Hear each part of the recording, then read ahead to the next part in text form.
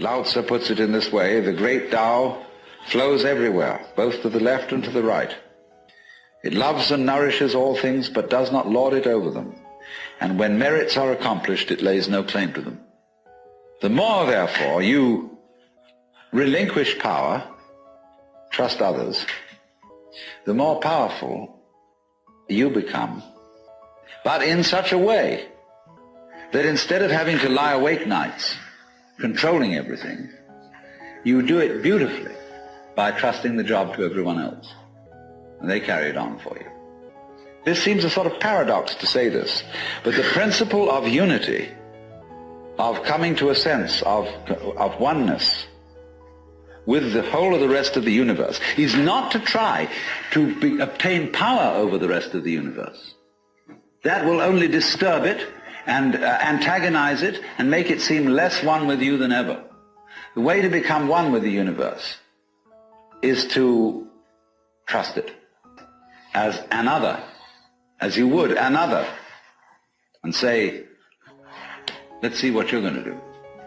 But in doing that, you see, in saying that to everything else that you have been taught to think is not you, you are also saying it to yourself.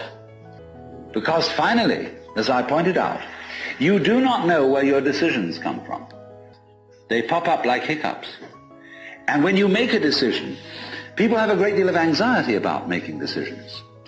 So when we decide, we're always worrying, did I think this over long enough? Did I take enough data into consideration? And if you think it through, you find you never could take enough data into consideration. The data for a decision in any given situation is infinite.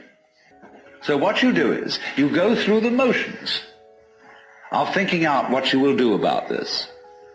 And then when the time comes to act, you make a snap judgment.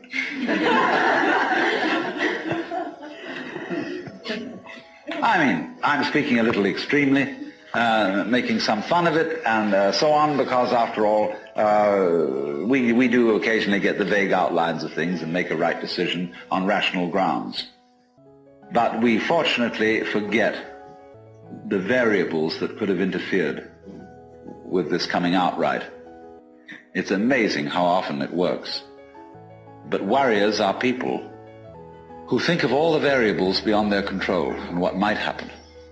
So then when you make a decision, and it works out all right, I think very little of it has much to do with your conscious intent and control.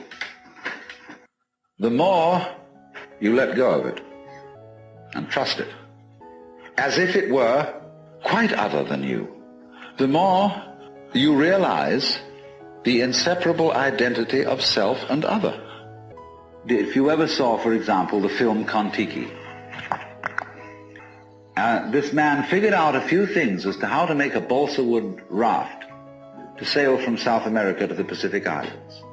But once he had set this in motion, he discovered that all sorts of unexpected factors cooperated with him. That when the wood got wet, it expanded so that the ties bit into it and held it completely secure. He had never expected that.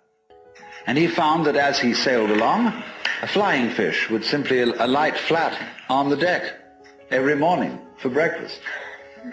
That all kinds of natural factors, it was just, he had touched a key where he was flowing with the course of nature, and everything cooperated with him.